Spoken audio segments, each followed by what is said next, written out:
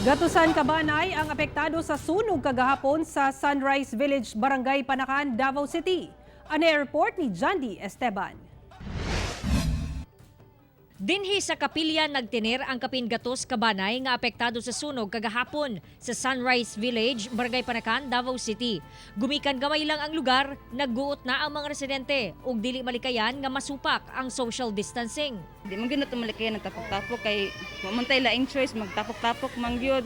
Kita na lang mismo kabalom tos nang kagalingon na mulay og dita ingon na ingana na porket ingani ang kahimtang sige na lang po tagtapok sige tag istorya. Safety gyapon especially sa mga anak.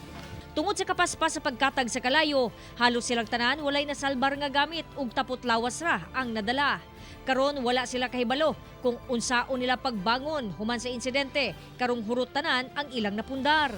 Kahit di kayo mamay, nga ibaan kay mi nga mga problema nga wadan may mga kuan, mga gamit, kahit di kayo mo. Hinuon ang lokal nga panggamhanan mitunol na og hinabang sama sa mga pagkaon ngadto sa mga apektado. Doon na nausab midunar og mga sinina ug uban pang panginahanglanon sa mga nasunugan. Na tayo makita karon diri mga relief goods no gikan ni sa mga private sector o uban pa nga sa government no agency. Nagay naabot ganing taga-tagom diri panghatag sa tuwa no. Salamaton po ko kay ni-action dayon ang tanan no. Dili lang gobyerno kundi ang mga private sector po.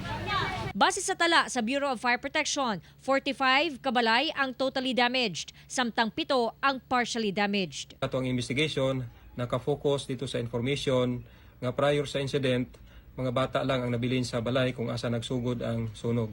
Og based sa ato ang initial nga interview sa mga bata, nakahiskot kini sila og kani nga kalayo nga gisindi-sindi dito sa silupin nga naa sa uling sa katong balay nga posible nga hinungdan sa pagkasunog. Kauban si Mel Colmenares sa kamera. Ako si Jandy Esteban para sa One Mindanao.